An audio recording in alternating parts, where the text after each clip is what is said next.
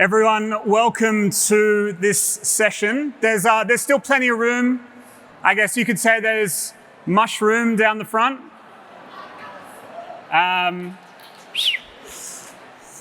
Well, first, before the stupid jokes continue, I'd like to acknowledge the traditional land on which we all gather here today. My name, as Jess said, is Sam Kozlowski. I'm the co-founder of the Daily Oz, which is now Australia's largest youth media platform. It's also for not young people, but a little personal kudos to me because we hit 400,000 followers about 2 hours ago. So have a look at how we're taking on the news. It was quite interesting for me listening to Grace Tame this morning talk about the media, because in many ways, in fact, in every way, I agree with everything she has to say, and we're trying to do things a little differently. But I'm your host today for a much more important discussion. I like to enjoy myself. You could say I'm a fun guy. Before I introduce our guests today, we're going to do a bit of like a Graham Norton show style discussion. We've got three presenters or four presenters in three groups, and then we'll try and throw to the audience at the end. But I have a feeling that there's so much passion in our speakers today that they're going to need a little bit of being able to be kept to time. So I've actually brought along one of the lunches. And a big kudos to Too Good Co for providing lunch for everyone today. I've got the mushroom patty with us today. Now, this mushroom patty has special powers because if a speaker is presented with this lunchbox, it means their time has expired. I guess you could say they are magic mushrooms. I'm done. So, who are our speakers today? We have, if we could all make our way up to the stage now, we've got the co-founders of psychedelic-inspired medicine startup Silo, Dr. Sam Bannister and Josh Isman. We've got Fungi Solutions' Amanda Morgan, whose seemingly miraculous product turns waste into plastic-free, mycelium-based packaging, and Katrine Fox, brand marketing director at Fable Food Co., a mushroom protein business. And what we're going to be doing today is we're going to be learning about this naturally occurring technology with quite remarkable properties that might have been sitting under our nose all of this time. I encourage everyone to take a couple of notes on any questions. We are going to try and get to the audience for some questions. Speakers, beware of the lunchbox. And I think we'll start with Katrine. So Katrine grew up in Denmark. And there she experienced firsthand the political shift to renewable energy and the minimization of CO2 emissions. And it was there where she became very conscious about how climate change was impacting the planet. And then she lived in LA for a couple of years, worked for alternative meat companies like Impossible and Beyond, and saw an opportunity to take her skills and experience from other startups and make a positive impact on the planet. For more, we're joined by Katrine.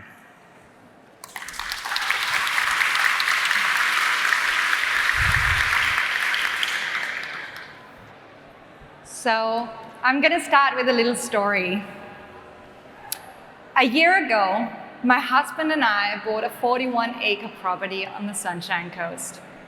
And to put things into perspective, I am a self-proclaimed city girl from Copenhagen in Denmark. And I'd never seen a real live snake before. I have now, unfortunately. So we're slowly getting the hang of this nature stuff. Like we're growing our own plants and our own fruits and vegetables. And it's down the road, there's this incredible mushroom farm. And when they're done with the substrates for creating mushrooms, they'll leave them out on the road. And we can pick these up and bring them home as garden compost.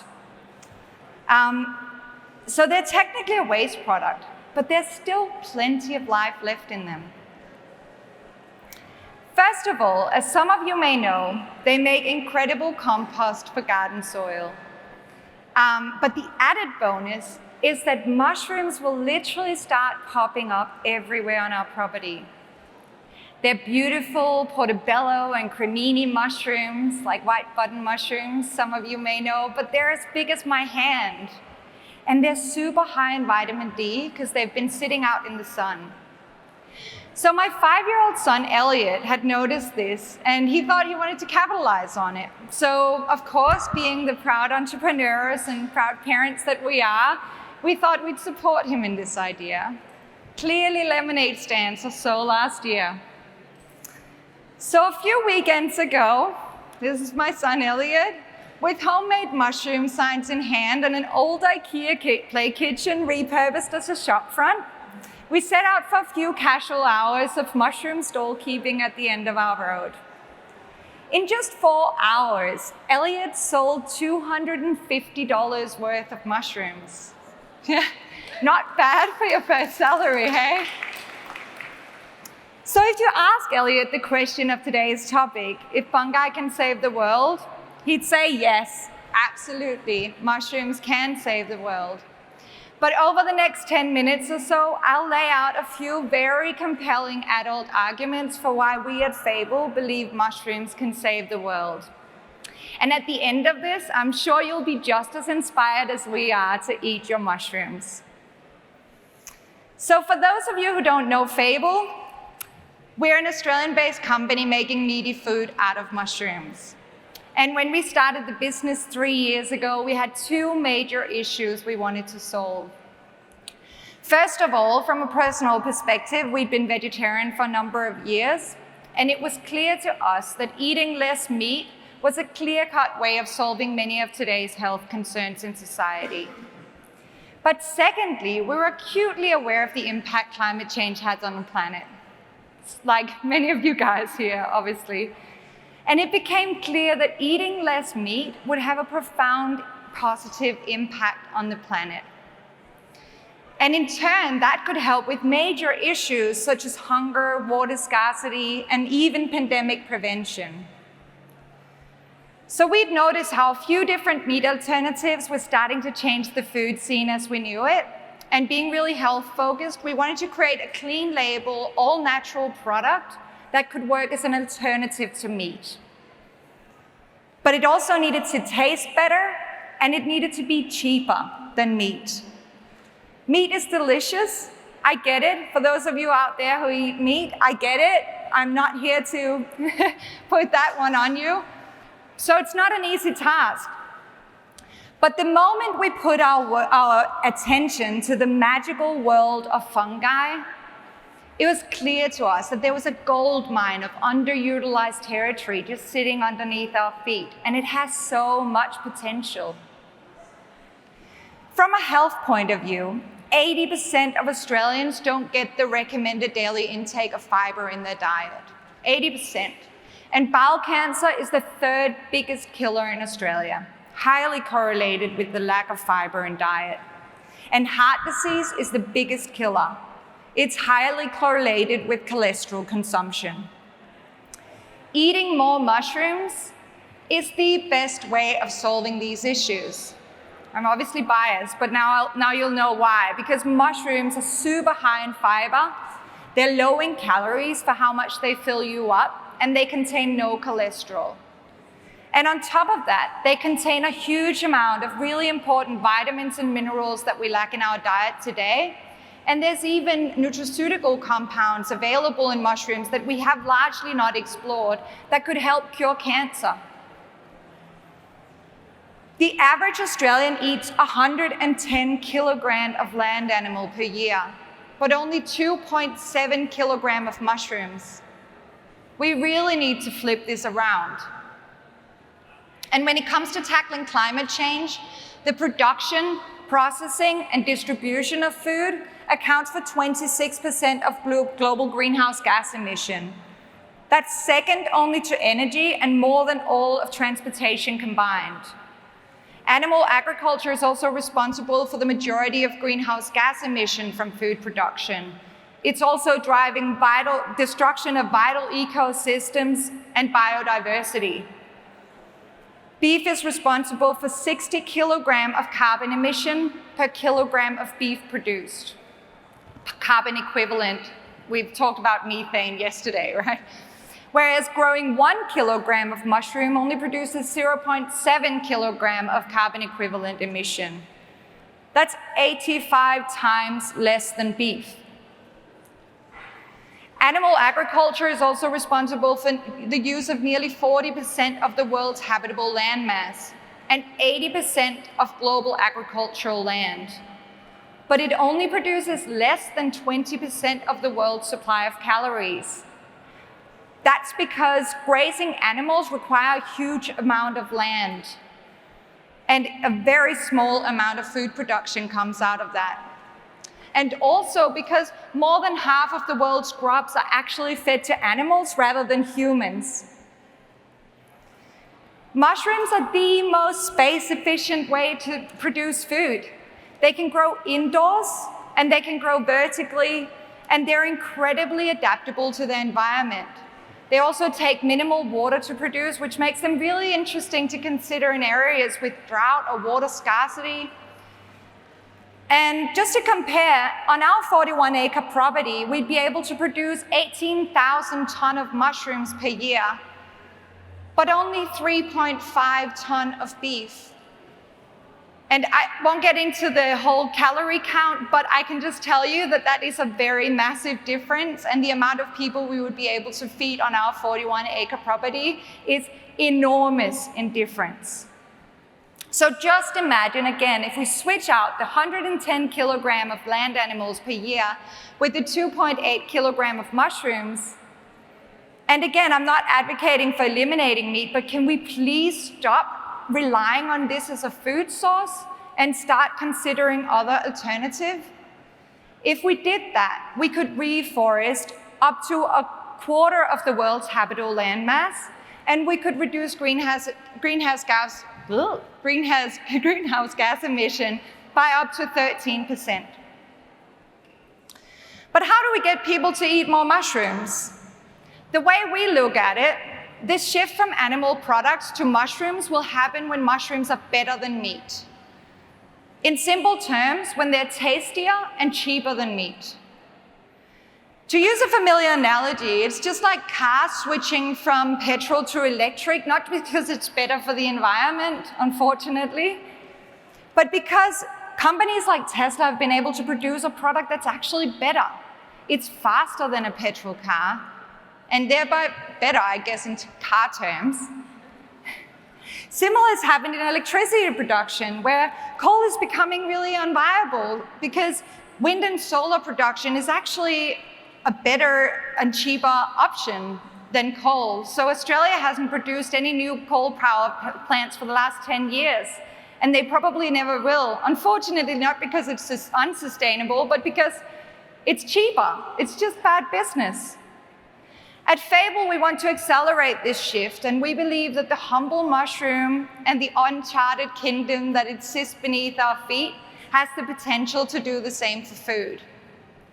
As mentioned earlier, it's naturally protein, fiber, and vitamin rich, and it possesses a lot of the similar flavor characteristics that we love from meat. It literally oozes the flavors of umami, or what you assimilate with that. And as mentioned earlier, we're of the strong belief that if we can make mushrooms and food that's better and more delicious than meat from animals, and cheaper than meat from animals, then it's just a bonus that it's better in terms of health and that it's more sustainable. I mean, who wouldn't want to sink their teeth into any of these? I'm happy to share that we're getting some traction at Fable. We're available in Australia, the US, the UK, and Singapore, and you can find us in food service venues such as Grilled and Guzman Gomez, and at Fishbowl. We're constantly improving, and we're really pushing the limit for what we can do with mushrooms to make them even more delicious. But it's clear that there are so many more discoveries to be made in the fungi kingdom. When I tried to look up how many mycologists there were in the world, the Google results literally wouldn't help me. Like, the only things I came across was like titles like The Dying Field of Mycology, or Where Did All the Mycologists Go? My personal favorite was The Curious Case of the Lost Mycologist, like literally on page 1 in Google. It's fascinating that we so intently study plants and animals, and mushrooms actually sit somewhere in between, probably closer related to animals and thereby humans, but we just don't know much about them. We know that there are 6 to 20 times more species of fungi than plants on the planet. So this is just the beginning of our fable. And the next time you see a little boy standing at the side of the road selling mushrooms, please give it a go, not just because he's my son expanding his business empire, but also because if there's one key takeaway I want you to do today, is eat more mushrooms. They'll save the world. Thank you, Steve. Thank you so much, Katrine.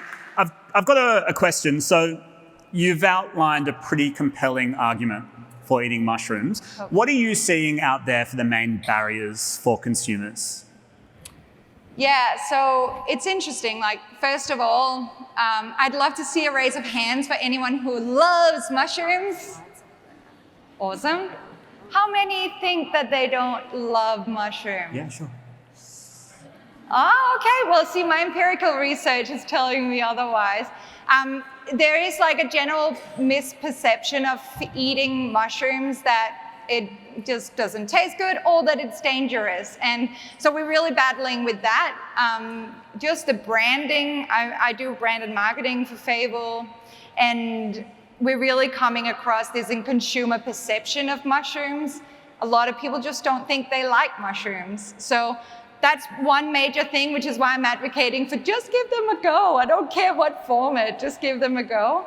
The other thing is, in the plant-based industry, we're unfortunately seeing a bit of a decline in the uptake of alternative meats.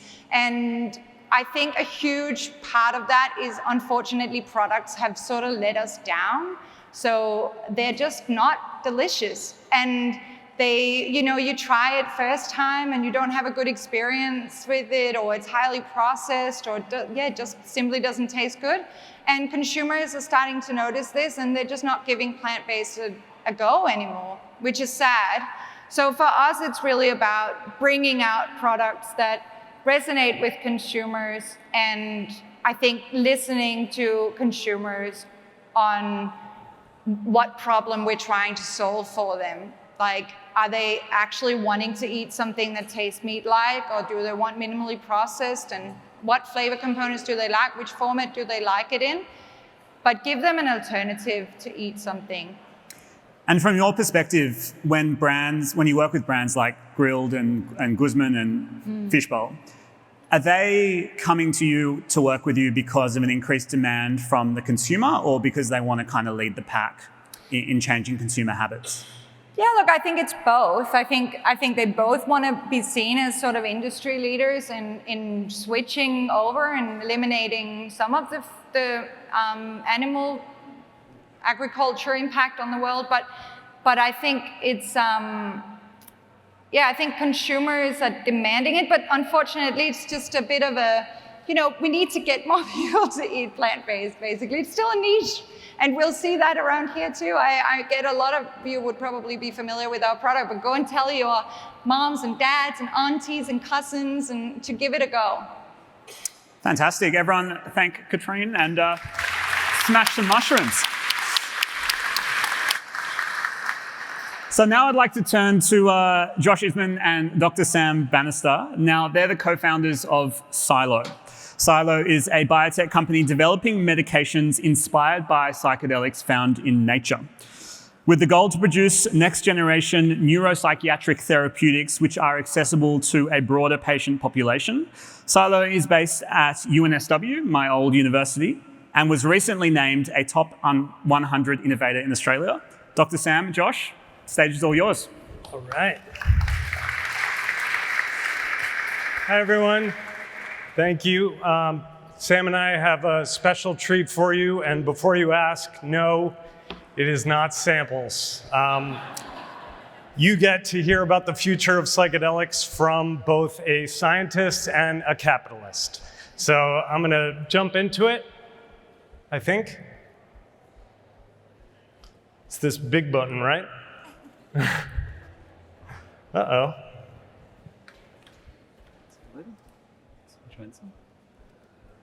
Ah, there we go. See, that's why he's the scientist. Okay. So Sam and I are the co-founders of Silo. We are a biotechnology company developing next-generation therapeutics, which are inspired by psychedelics that exist in nature. So to start our talk today, we've got to go into pretty dark, deep territory in explaining mental illness and the implications. So mental illness is a health crisis that affects us all. Undoubtedly, we know folks in our lives who are struggling. I have several cousins in my world who are struggling with mental illness at the moment. Sam has lost several close friends to suicide, including a good mate just last year. This is not something that just happens to other people. This is a problem that really affects us all. It's a global problem. In the Australian context, our mental well-being has been slipping gradually over the last decade and absolutely took a nosedive due to the COVID pandemic, which really shouldn't surprise anyone here. And nearly half of Australians will, at some point in our lives, experience a mental illness. So the main pharmacological tool that humanity has to treat mental illness are antidepressants. And it's no surprise, antidepressant prescriptions have continued to climb and climb and climb over the last decade. Zoloft is one of the top 10 most prescribed drugs in the country.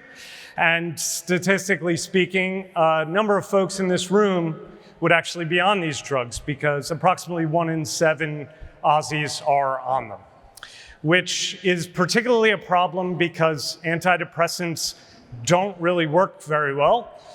They're only about 20% more effective than a placebo when given alongside therapy, and they come with a myriad of side effects. They take a long time to kick in. You have to continue taking them for years. Getting off of them is a huge struggle, so definitely improvement is needed. So where's the innovation in this space? Unfortunately, it's not coming from big pharma. So the logos that you're seeing on the slide here are drug companies that have divested themselves broadly of neuroscience programs on the back of failed investments to develop Alzheimer's and dementia medications. So I know what you're probably thinking now. I thought this was going to be about mushrooms, but just bear with me for 1 second. The way antidepressants, broadly speaking, work is they make more of this available in the brain. This is serotonin. It's a neurotransmitter that is integral for regulating mood, memory, learning, etc. Turns out there's this other compound that looks a lot like serotonin, which has been used by indigenous populations as a medicine for thousands of years. This is psilocin. Psilocin is the active metabolite from psilocybin, which comes from magic mushrooms. So I brought it back there. So psilocybin is being explored in over 100 clinical trials around the world to treat various mental illness indications. The primary modality that's being explored is psychedelic-assisted therapy. So this is where a patient is going into a clinical setting, they're being administered a psychedelic and having a psychedelic trip under clinical supervision for a full day with therapy before and after that session. And I'm not going to go hugely into detail on the clinical trials, but I'll just call out the results of one where 2/3 of the participants referred to their experience with psilocybin as one of the most impactful experiences that they had had in their entire lives. Now, I know this space is prone to hyperbole. There's, lots of activism happening here, and there's a lot of hype. What I'd like to leave you guys here with today is that this is actually happening. Compass Pathways, which is a drug developer in this space, announced their phase 3 clinical trials just last week. Barring any big surprises, psilocybin will be an approved medicine available by prescription in the US in around 2025, 2026. which is amazing news. That's going to bring solutions to lots of desperate people who currently don't have any options. Those trials are for treatment-resistant depression. So by the very nature of the disease, these are people who have tried everything and nothing works. So that's going to be great, going to bring solutions to lots of desperate people. The main question that we ask at Silo is, if nearly half of people in this world suffer from a mental illness, are we expecting them all to undergo a psychedelic-assisted therapy experience? And regardless of what Sam or I or everyone in this room wants the answer to be to that question, the reality is that there's going to be a number of people who are either going to be unwilling or unable to go through psychedelic-assisted therapy. So Silo is set up to develop alternatives. We are developing rapid-acting antidepressants, leveraging the mechanism of action of first-generation psychedelics like psilocybin. I'm now going to hand over to Sam to talk a bit about the history in this space, particularly in the underground, and how we're using the learnings from that history to help us achieve our mission. Thanks.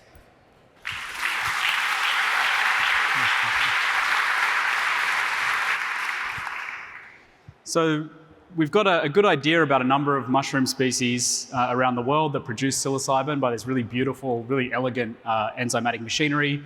I've had very good chats with one of the Fable co-founders, Jim, about this very topic. And it's a super fascinating area, but this wasn't always the case. So in 1955, an investment banker who's got a bit of a side interest in mycology becomes the first person in the Western world to have a mushroom experience. And so he'd realized that there's a whole bunch of sort of mushroom art in Mesoamerican culture and thought there might be something to this. So he makes a journey down to Oaxaca in Mexico.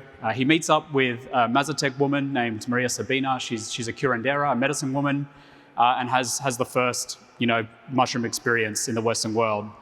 This is a drug that had been used for millennia by these peoples, by other indigenous groups around the world, for medicinal and spiritual purposes. So there's a huge amount of interest in the topic. LSD had been discovered just a decade before. There's a Life article, there's a lot of interest in the popular culture about this fascinating new class of mind-manifesting medicines. A lot of young people start taking them. They start having really profound insights. So, insights like getting conscripted to go die in Vietnam in a proxy war doesn't seem very good. They basically stop participating in those processes. And as a result, Nixon introduces the Controlled Substances Act. So overnight, all this promising research that's going on clinically is basically shuttered. But it's not the end of psychedelic chemistry. This work's continued because there's no sort of federal analog act at this stage on sort of derivatives of these drugs. And this is done by some really prominent and super fascinating chemists that you've probably never heard of. People like David Repke, Darryl Lemaire, Paul Daly, chemists that I've had many interactions with. One of the most prominent is this character here, Alexander Shulgin. So he was a chemist at Dow. He developed a very commercially successful insecticide called Zectran. And as a result, Dow gave him a very long leash, and he decided that one of the things that interested him most in the world is the relationship between chemical structure and activity of this fascinating new class of molecules. So he starts making psychedelic drugs, and he's publishing them in big journals. And eventually, Dow says, we'd prefer you didn't publish these articles on our letterhead, and they don't really want the association. So he does what any enterprising individual would do and builds a lab in his home in Lafayette, just outside Berkeley in California. So I know what probably a lot of people are thinking, and I promise these are the only few chemical structures on the slides because as people will tell me at parties and in social functions when I tell them what they do, you all hated chemistry in school. This is well known. But the class of molecules that Shulgin worked on first was this class of things related to mescaline from peyote. So he had this interesting insight that if you put an alpha methyl group, create this molecule TMA, you end up with a drug that gets into the brain a little bit easier. It's more resistant to metabolism via monoamine oxidase. And you can do other things too. And this is one of the reasons I love chemistry. It's just like nanoscale Lego. It's like super fun to play with. So he realizes that if you start juggling these methoxy groups around from a 3,4,5 position to a 2,4,5, you get TMA2.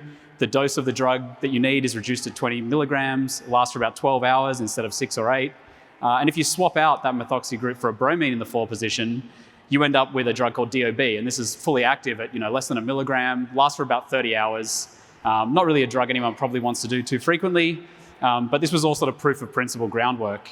So he made hundreds of different compounds related to mescaline, related to psilocybin, You'll note that I've got doses and durations here.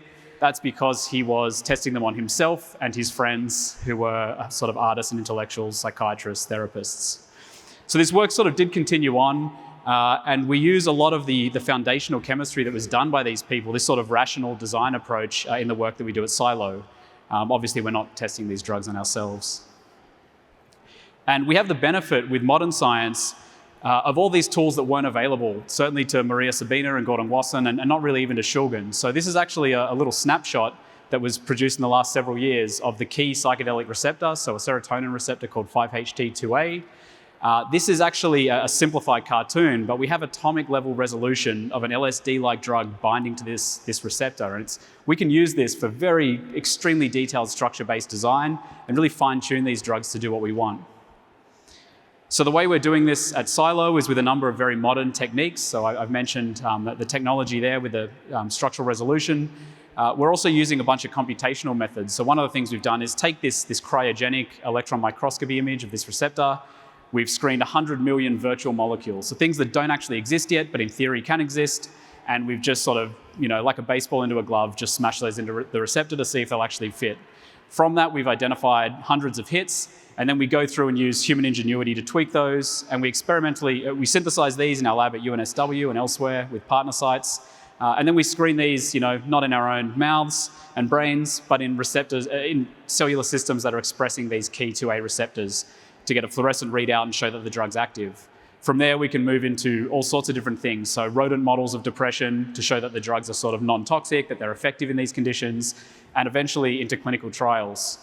So we have all of this power that wasn't available to the people who really did a lot of the foundational work in this space, and we can fine-tune these things just as Josh described to make the subjective effects of these drugs less intense, or maybe even to keep the antidepressant profile but remove some of the hallucinogenic properties for people who are contraindicated there. So we've got all this mastery through modern science that wasn't available until now, and as a result, we're sort of really digging into all of this interesting pharmacology that was shut by prohibition. And just to show you how much fun we can have doing this, this is actually one of our virtual screening hits. This is a representative from a company called Nanome, a guy named Daniel, talking to Jin and one of our consultants, Asher, as we dig right into the orthosteric binding site of 2A with a molecule that we've designed computationally, had bound to the receptor, modified a little bit, and shown that it is actually a 2A active drug in a cellular system. So you can really get, really into the weeds. It's super fun. You put on a VR headset and you feel like you're actually, Honey, I Shrunk the Kids, playing around with your own drugs and their targets. And that is it. Thank you very much.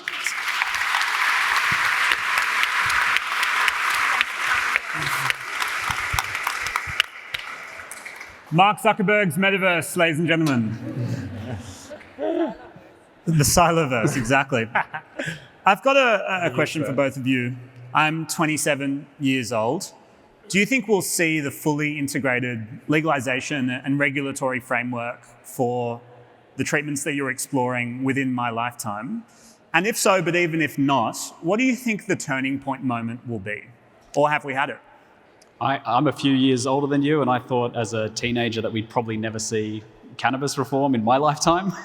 And that's already happened. And based on the promise of the clinical trials, I am, at this point, I'd say 99 to 100% confident that we'll see medical legalization of these drugs and some derivatives, and then sort of broad reform and eventually a full legal framework for other uses as well. In terms of our treatments, we're aiming to have our first clinical candidates by around mid-next year, with clinical trials starting potentially 9 to 12 months after that. So the clinical trial process takes a number of years, but first in human trials we're rounding the corner on. Cool. How can people get involved in the joking around? Come on. Thank you so much to Dr. Sam and Josh.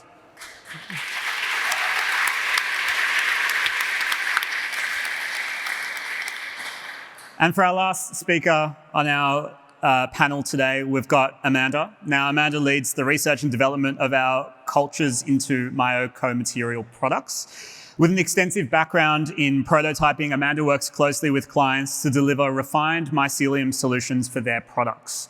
She brings expertise in innovative social and environmental programs and an enthusiasm for helping others get involved with cultivating fungi. With initial focus on the development of a targeted recycling program using the material byproduct from the process as circular packaging, Amanda has developed a range of targeted mycelium strains for the remediation of pollutants and the production of mycomaterials. And basically, they are alternatives to single-use plastics, animal byproducts, and even timber milled products. Please welcome Amanda to the stage.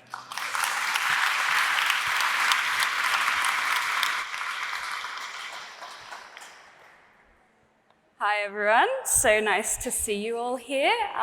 Thank you everyone for your fantastic dive into the fruit of the mushroom. Now we're going to dig a little into the root network of the mushrooms, or the mycelium network.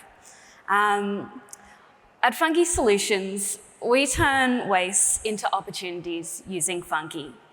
We're an emerging social enterprise providing revenue streams for communities by taking in their organic waste and transforming it into sustainable products. Fungi have this fascinating skill of adaptation and transformation. In their ecosystems, they recycle waste materials and make digestible those resources so that they may be used again. They are natural explorers and seek to bond and connect their complex networks together. Waste is typically defined as something that has no value, which is something, as someone intensely interested in the collaboration with fungi, that I have always found really interesting, the way we talk about waste, precisely because there is no such thing as waste in nature. For my team, this created a really intriguing question. What would an organization look like if it operated like mycelium? How would a business behave if it was an organism that connected its ecosystem, building a web of resilience into the area and recycled the abundance of local resources into new forms? In Australia, we send 6.9 million tonnes of organic waste to landfill each year. This equates to $5.4 billion in lost revenue, just at the diversion stage of the process. Organics waste is a logistics hassle for farmers and releases carbon into the atmosphere as it breaks down into methane, and those resources rot in landfill or are burnt. The conversation around sustainability has too often been mostly doom and gloom, and understandably so. We have some pressing matters to collectively attend to. We're inclined to feel overwhelmed by the scope of the challenges we face around resources, and it can be hard to know where to start. By learning from our network, we have found that to make an impact, you simply start where you are, which is where the fungi come in. In 2020, with the establishment of our Melbourne pilot facility, we set out to cultivate a mycocycling industry, to take in local wastes, diverting them from landfill into R&D to produce regenerative materials. We made it our mission to reimagine waste and begin to accept agricultural offcuts, paper and cardboard, shredded textiles, rubber, sawdust, and pollutants into our facility. We set to running cultivation tests to see which of our fungi could feed on these materials and what byproducts could be made. As it turns out, fungi are not fussy eaters, and they naturally produce beautiful forms with their mycelium. This led to us connecting to a local vineyard after discovering that the CSIRO had identified wine production as one of the most abundant food loss streams in horticulture, with over 30% of the harvest requiring disposal after processing. So we got up to our elbows in fermented grape skins on a warm summer afternoon, and we loaded 1/2 ton of almost overripe wine waste, known as grape marc, which is the fermented skins, stems, and seeds of the harvest. And the facility smelled amazing for weeks. It was one of the nicest experiences of waste I'd ever had. We loaded bucket after bucket of this marc and mixed in some mycelium. We stacked towers of these buckets in our tiny makeshift fruiting chamber. Within just days, webs of the fine white roots of mycelium had spread through the marc, transforming the available nutrients and fusing together those stems. Within a week, we had enormous flushes of mushrooms emerging from the buckets. They unfurled like flowers, growing to the size of dinner plates almost overnight, which is such a magical process. As anyone that will have grown fungi will know, they're so fascinating to watch. From this rich organic material, we're able to produce beautiful, natural, custom alternatives to single-use plastics. This is accomplished by the intuitive bonding properties of mycelium. These materials are ideal for applications where you might have previously used polystyrene. Mycomaterials are lightweight, insulating, fully home compostable, they sequester carbon and can be grown to form in just 7 days. In addition, they've been shown to have thermal, acoustic, and fire retardant properties. They are heat treated once grown, leaving a non-living, organic, natural material behind. At the end of use, mycomaterials break down in just 12 weeks in compost, returning their resources to the soil. To date, our mycocycling programs have allowed us to divert 1.2 tonnes of resources from landfill and sequester 2.4 tonnes of CO2 equivalent. We've also been able to collect 138,000 discarded cigarette filters for our research into new recycling streams. This has all been done by hand by our small but passionate team and network of community partners. So thank you to everyone involved. Over the next 12 months, we'll be conducting research and development, certification testing, and scaling up our facility to meet the demand for regenerative natural material solutions. And we welcome you all to join our community network for impact updates and investment opportunities. You can find out more information on this and see the vast range of applications in our activation space upstairs in the loft. Feel free to handle the materials and touch some moss. And if you'd like to spend a moment reconnecting with nature there, please join us. We are now on the cusp of an emerging mycocycling industry, with the potential to situate Australia as a world leader in circular economy resource management. In the words of Courtney Holm, the circular economy is a team sport. This makes me reflect on the purpose of impact-driven work and how far we have all come.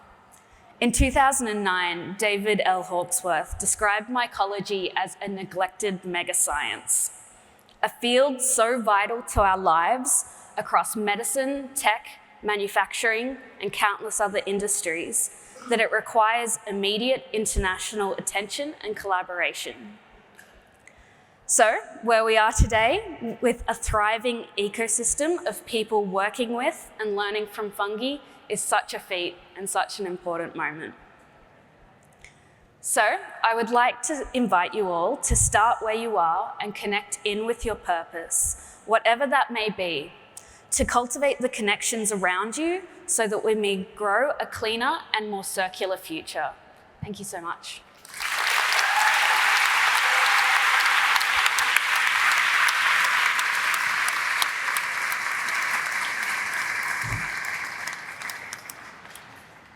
Amanda, it's quite amazing the type of work that you're doing. Are you finding it an expensive process to execute? I mean, I know you're in the early stages, of course, and there's nowhere near the scale of, making a cardboard box, for example, but do you see a path to viability financially? Yes, we absolutely do. One of the nice things about the process is because it's grown from waste and mushroom cultivation is very low impact, it's quite low cost on that side of things. Obviously, scaling up a brand new manufacturing process for a bio industry is a interesting challenge to solve, but yeah, we think that these materials really have the potential to not only be competitive with the cost of plastics and polystyrenes, but outcompete them in so many ways. And for businesses here that have products that use packaging, even if it is sustainable packaging, would you be interested in conversations that, you could make, for example, a Daily Oz newspaper out of mushroom paper? Oh yeah, for sure. It's going to require so many solutions across so many different sectors. In particular, we see a really awesome pairing between fungi and the other natural materials happening in the space, and we need all those solutions together. But mushroom paper is already something that we're working on. Fantastic. Exclusive at Purpose. I think the theme that's really jumped out to me across all three of our three speakers here today is there's an air of replacement around this topic, whether it's replacing meat, replacing pharmaceuticals, or replacing packaging. It's kind of the new kid on the block. And perhaps that's a great time to open it up to you guys to see if there's any questions from the floor that we can put. I think we have a roving mic around somewhere. We've got somebody right in the middle bay. We're going to the left. Awesome, thanks. Hello. Hey, I'm going to start on a kind of hard question, so sorry about this one. But, I predominantly work in the desirability part of desirability, viability, feasibility, and this stems a little bit from a lunchtime conversation I was having with a few people about, so slight segue, there is a shop in Melbourne called Cheaper by Miles, and it is predominantly filled with, I hate saying this, but failed vegan products. And a lot of the time there's amazing new products that come out, but there's a lack of strategic design research. Yes, I do work as a service designer that underpins the actual product itself, and therefore when it hits the market, it might end up failing.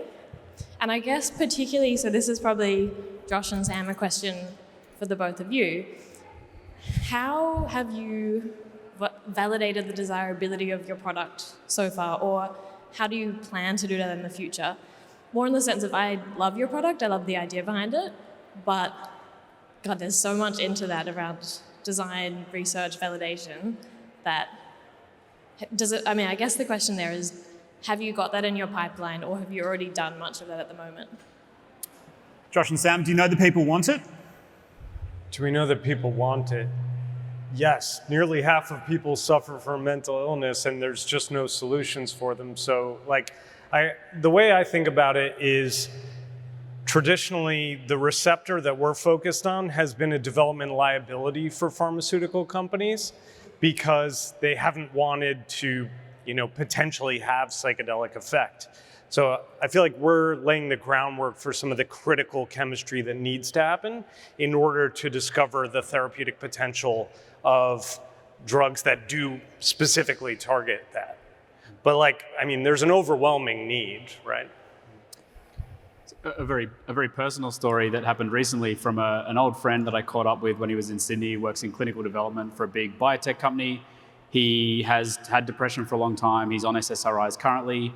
He would not take a full-blown psychedelic experience to treat his depression because he's also a former addict. So there's a definite need for drugs that have sort of revolutionary mechanisms of action in this space, and for a whole suite of different products, probably from much shorter acting, intensely psychedelic drugs that are sort of broadly deployable, all the way through to things that have some of the properties of those drugs but aren't actually intoxicating, and Josh and I have discussed this, would your grandma have a full-blown psychedelic therapy session if she was very depressed or had a terminal cancer diagnosis and anxiety? So yeah, I think the answer is yes, there's definitely a market for these compounds. Katrina, I might quickly come to you. The question I mentioned, I think a shop in Melbourne that has failed vegan products. I'm picturing it like a museum where you can walk through and be like, oh, Look, the pork chop of 2011. Why do vegan products fail? Yeah, I think you're really nailing it on the head. I think there's just too fast to market, not doing enough customer research to understand the problem that they're trying to solve. And I think there's been so much excitement that it's almost like just throw something at people and then they'll want to switch because that's what they're trying to do. But I think the reality is just that consumers are not stupid and they don't want to eat stuff that doesn't answer that doesn't solve the problem they've got. So yeah, we really need to hold ourselves to really high standards in the plant-based space to avoid having that shop. I'd love to see it, but I'd also dread it. I totally imagine it. Another question, can we go to the middle bay, if that's okay?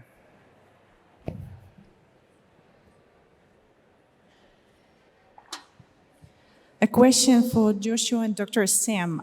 Are you expecting any side effects from your product? Like withdrawal, for example, from antidepressants and any mental health drugs? Are we seeing any side? Are we expecting any? Are we expecting any? Expecting any side effects? Yep. So as a scientist who's worked in drug dev for a long time, I'd say there absolutely are no drugs without side effects. You know, and that's true of caffeine and paracetamol. So it's very hard at this stage. I couldn't confidently say there will be no side effects. What I can say from the trials data around psilocybin is that these drugs are used in quite a different way to traditional SSRIs, and the adverse events that are reported in those trials have quite a different profile as well. So they're generally very few and very minor. Some people have a sort of difficult psychedelic experience, and that's usually treated with just ongoing sort of talking therapy and calming the patient down. But there's no, because of the nature of the mechanism of these drugs and the way they're used, there's no withdrawal, for example. These drugs aren't taken every day in a chronic way. They're given 1 to 3 times in clinically guided sessions. So yeah, I think it's safe to say the side effect profile will be quite different and quite significantly reduced compared to traditional antidepressants. But even for chronic administration, like the reports for microdosing that I've read haven't shown any sort of adverse side effects from stopping to microdose. So yeah. Just as a quick follow-up, it's worth noting, because this is something that I've known but didn't appreciate was not publicly known so well. Classical psychedelics like psilocybin, even LSD, are actually some of the most acutely non-toxic substances we know of. It's not actually known what the lethal dose of LSD is, for example. You can't physically overdose on these drugs, and they're actually anti-addictive. So they're being used in a number of drug use disorders. And they have a sort of natural tolerance built into them so that you can't actually get the same effects if you take them several days in a row. So they sort of seem to have this anti-addictive profile anyway. And I think the other thing to note there would be that the regulatory frameworks that you have to wade your way through to actually get something onto the shelf are very, they take a lot of work. So I think you'll have to kind of prove your case to not just this audience, but the society at large. To the FDA and the EMA. Exactly, yeah. Any other questions? We've got one down, I don't know where the mics are, but we've got one down the front. We've got a couple in here. I'll let you take your pick. Hi, I'm a reporter with Smart Company. I was just wondering for Dr. Sam and Josh, if there's anything you can share further about your partnership with the CSIRO? Yeah. So we're working with I know it's kind of early days still. Yeah, we're working with the CSIRO to measure whether our lead compounds are capable of eliciting neuroplasticity or increased connectivity in brain cells in a culture. So yeah, basically, first generation psychedelics like psilocybin have this effect on brain connectivity. If our compounds do the same, then that means they're even more promising as potential drugs in the future. So that's the nature of that collaboration. And it was funded through a Kickstart grant. Kickstart is an amazing program to incentivize working with CSIRO. So they provide matched funding for initiating a research project, which has been really helpful for us. And Amanda, you mentioned you're also doing some work with the CSIRO. Tell us about that. Yeah, so much like medicine, building standards, for example, have quite a high threshold for acceptance of materials. So while mycelium has had things like fire rating and acoustic testing done previously, we'd like to have that research conducted on our materials and our specific formations. So that's a lengthy process, but one we're really looking forward to. The CSIRO, very deep into this field. We've got a question up the front. This is a question for Katrine.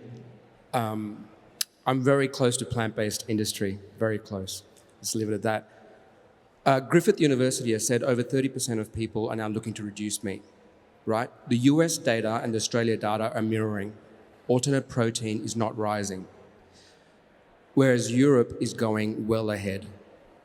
So my question to Katrine is, number one, there's a couple of points here. In Australia, Coles and Woolworths control 36 and 28% of the retail market. So even if we want better options, preferred suppliers sometimes don't give you the best options because the qualities actually exist. So my question to Katrine is, what can institutional support and other industry, even the WWF as an example, because that's what's happening in Europe, it's going from every level to support the growth of alternate proteins. So what can others in this audience do to help support alternate proteins? I think it's like sort of a bifold answer. That first of all, I think one of the reasons why we're not seeing the uptake in retail in Australia is probably because there's like a duopoly in retail. So retailers are just trying to learn how to talk about this category, and there's been a lot of, I guess, merchandising mistakes made in the retail space. So we've seen the plant-based products moving from like the dairy section to the meat section to, they've been sort of, and the health section, and they just don't quite fit anywhere. And in the UK, we're available in the UK as well. We're in Planet Organic in the UK. And we've been ranged in Woolies and Coles as well. For smaller startups like us, it's just really hard to play the game. And the marketing associated with it really needs to come from bigger associations to really move the needle in that space. Like, I think we can't be held responsible to communicate to customers the benefits of choosing an alternative option. And it's really put onto us right now, like doing service design, packaging, all that. We're so stretched. We're 16 people worldwide. We're trying to do a lot of stuff. So for us, it's really food service that we're going into, because we have much more consumer education that we can do in there. And people like Grilled and Guzman Gomez is doing a great job at doing the marketing for us to bring the products to market. Yeah, so I guess that's more on not so much everyone else. We've got time for perhaps 2 more questions. Why don't we go to the middle bay here? This is an excellent time, by the way, for you to whip out your phones and go onto Instagram to The Daily Oz. Hi, thank you. Hello. So I suppose more of a question for the medicinal use of mycelium, but how do you go with, and some of the images you showed are of Indigenous cultural use of those products. So how do you go when those things are sort of handed through or managed by, people in white coats?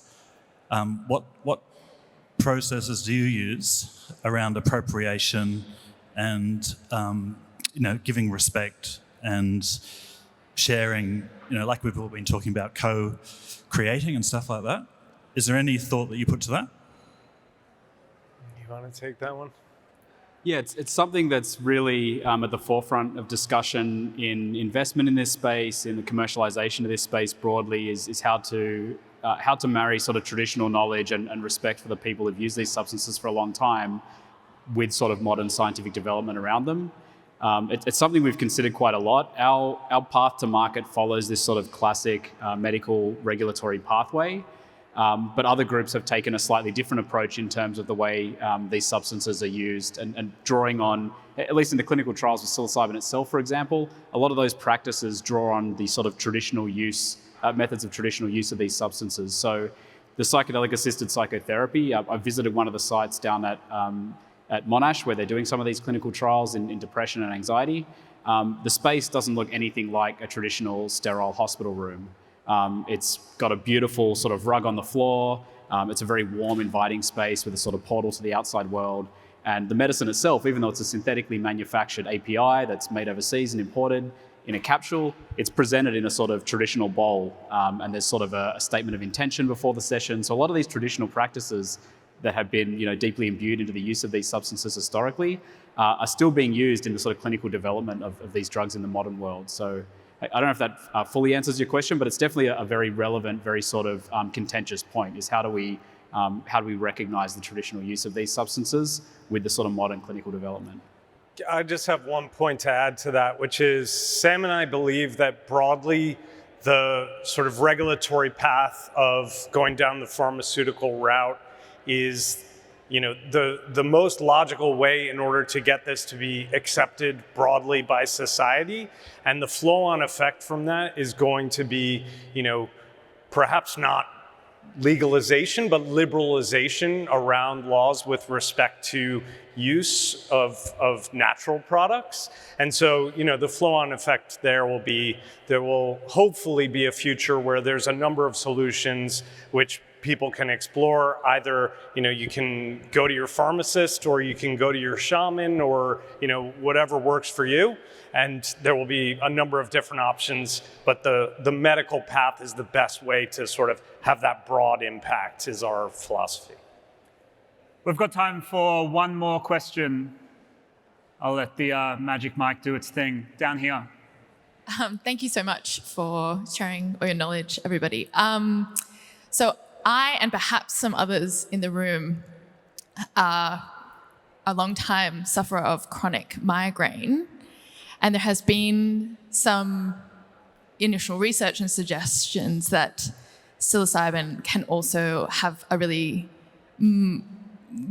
positive impact on people who suffer and who have not found any relief from the medications that you were speaking about. A lot of the time, sort of antidepressant medication was found to work in some cases, but not for many other people. And it wasn't, they weren't created for the specific condition. So I guess I'm selfishly interested to know if you've come across anything in your research that would suggest that your product may also help for chronic headache and migraine. It's one of the indications that I'm watching very closely out of a personal interest. I have a friend who suffers from cluster headaches, which are also known as suicide headaches. No very good pharmacotherapies at the moment. So incidentally, the 5-HT2A receptor that I mentioned it's one of 14 serotonin receptors that are in the human body. A lot of the traditional migraine drugs, like triptans, target a number of 5-HT1 subtype receptors. 2A and some of these other receptors actually have a physiological effect on sort of vasodilation and vasoconstriction. So this is thought to be the mechanism. And it's really not that surprising then that people are getting a lot of relief with low doses of psilocybin for migraines and other sort of headache disorders. There is a company developing an LSD derivative called 2-bromo-LSD that's not psychedelic at all, but is apparently very effective in migraines and cluster headaches. So it's an indication a series of indications that we're watching very closely, because I see that as being a sort of desperate need for a lot of people, and an area where we can have some huge impact with this sort of classes of molecules I mentioned that are of lower subjective intensity or potentially non-hallucinogenic at all. Well, as was the case with so many of you in this room, I think there's definitely a certain level of bravery that goes with exploring new areas of what we eat and how we take medication and make our lives better, and then how we use materials and treat the world around us. So could everyone please give Josh, Sam, Katrine, and Amanda a round of applause.